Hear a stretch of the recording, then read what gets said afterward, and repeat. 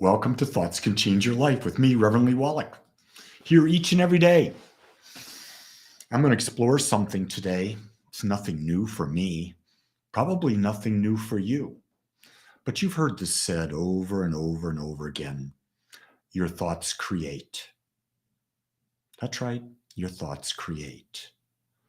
And whether we realize it or not, whether we're conscious of them or unconscious of them, the thoughts that we create collectively build a mental atmosphere.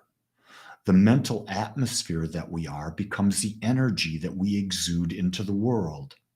That energy that we exude into the world attracts to us or repels from us.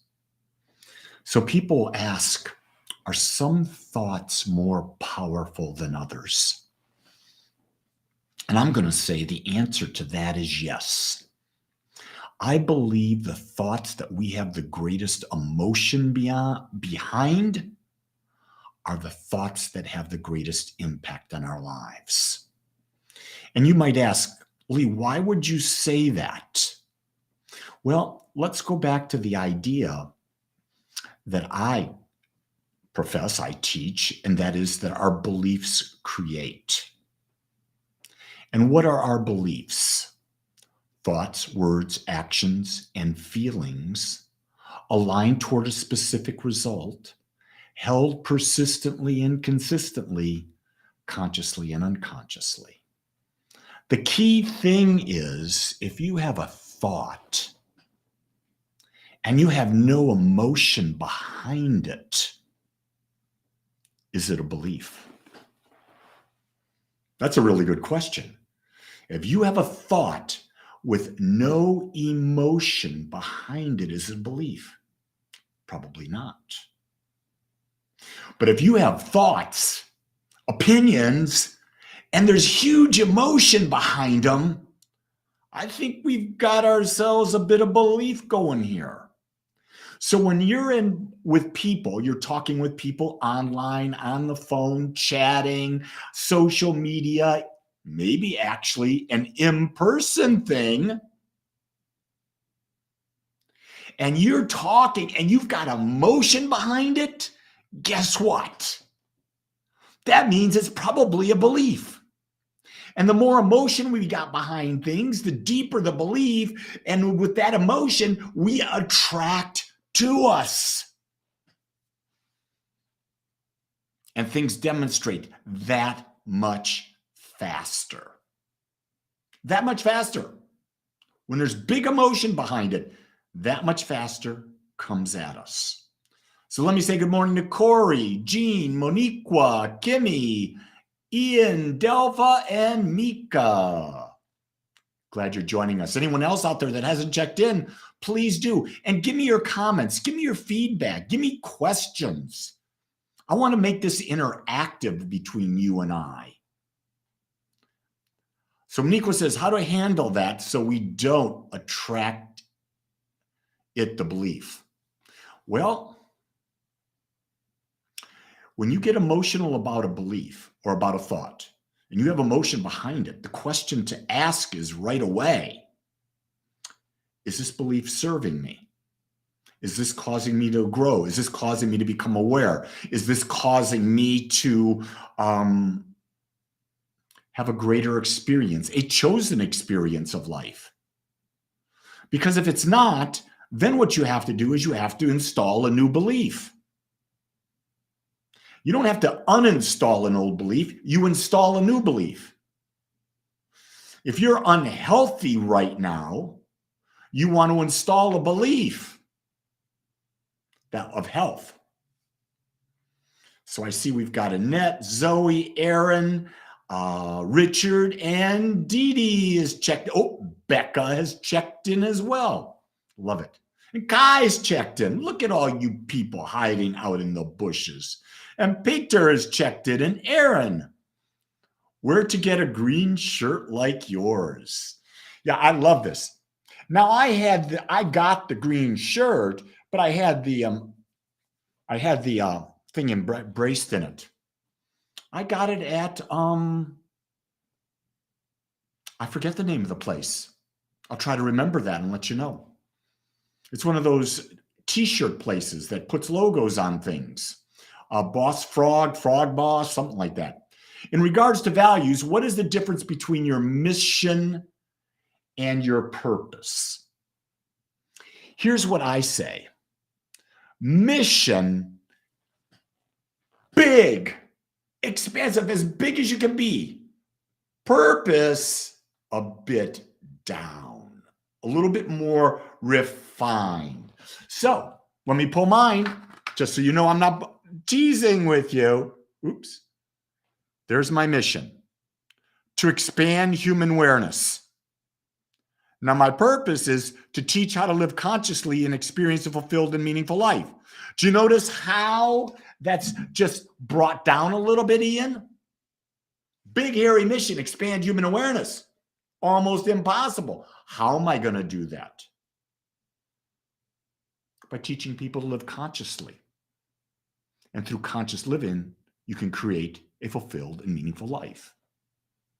I like to say that my universal message of how to better self-love through conscious living is being heard and received by millions. How can I stop feeling when I'm feeling not good? Think of something different. Focus on that which makes you feel good. Get up and move. Meditate. Do a mantra. Do an affirmation. Watch comedy. Do anything to get your mind off of what's making you feeling bad, Kimmy. I was fooling myself, thinking I wasn't keeping up with what's going on in the world. And I was watching YouTube channels that I felt were independent in their views. And I realized that even though they were independent, they were razzing me up. So, Kimmy, what I did is I unsubscribed to them. As much as I loved them, I unsubscribed to them because they weren't making me feel good. Are some questions more insightful than others? Yeah. For you, some questions will be more insightful than the same questions for someone else, depending on where the person is.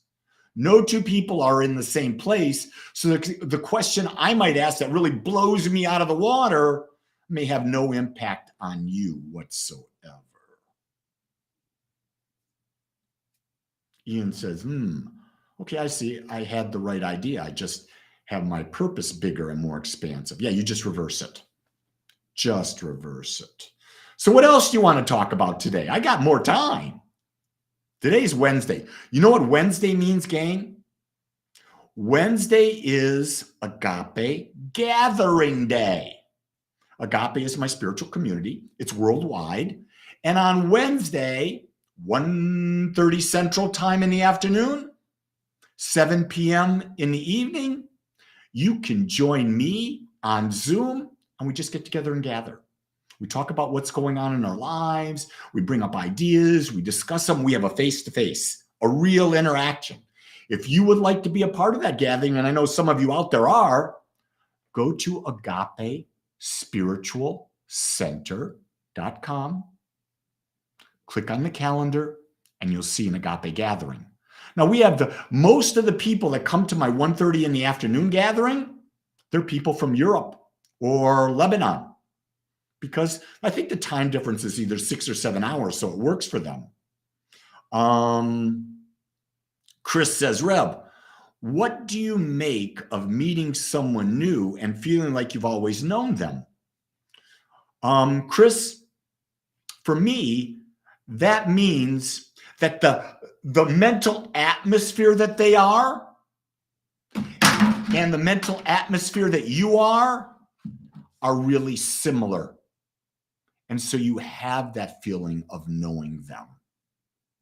Now, we could say that we were souls that are on a journey and we knew each other in other lifetimes. We could say that. Do I know that's true? I have no proof. I have no proof that I knew. I have no proof of other lifetimes. In truth, if you look at quantum physics and everything, there is no past. There is no future. All there is now. That's one thing we're sure of. There's now. The past could be something we just arbitrarily created. The future, we're creating in our mind as well. Chama says, how does one acknowledge and address problems while remaining feeling good. The best way to deal with a problem for me is you deal with the situation, but stop worrying about the outcome. It's the worry about the outcome that makes the problem a bitch. You hear what I'm saying?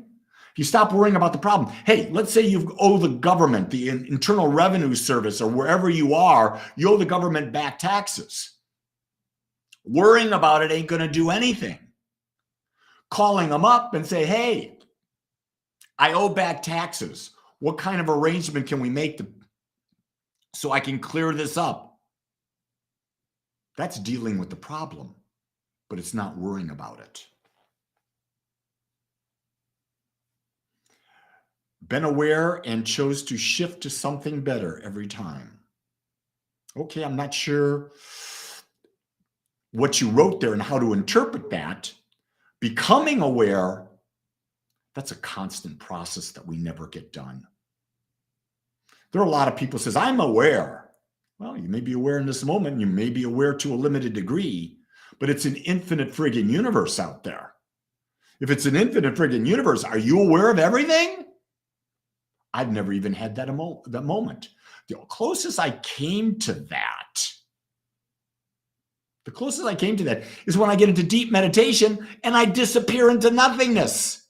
But in nothingness, am I really aware of everything? No, I've just gone into nothingness.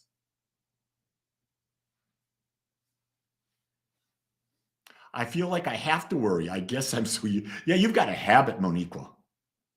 There are a lot of people with you. Most of the people of the planet. Worry, worry, worry, worry, worry. And what good does it do? Here's what worry is. It's a prayer. And it's a prayer that's going to demonstrate itself. Gladwin says, how can you be more aware? Just be more fully present in the moment. Notice what you're noticing with your eyes, with your ears, with your taste, with your smell, with your touch. Notice what your mind is bringing out. Just be aware in the moment, fully present. That's the best you can do. And realize with the human body and the senses and the mind, we can only become so aware. We are limited because of our humanness. Ian says, my aunt worries too much. Well, you know what, Ian? That's your aunt's problem, not yours. Stop worrying about it. I got all the answers here. Trying to be aware can be a fun game. Yes, it is. And it makes things more beautiful because you see the beauty of life. The beauty of life. Yeah, do anything to get your mind off the problems. And it's not about feeling good, gang. I'm going to leave you with this thought. It's about seeing life in balance. When you see life in balance, you're seeing life through the eyes of the observer. That's your soul. That's the infinite. The observer has no emotions because it sees everything in full balance. With that, I'm going to say, hey, go create a great day because only you can for you. And know that no matter what, I love you and I accept you just like you are.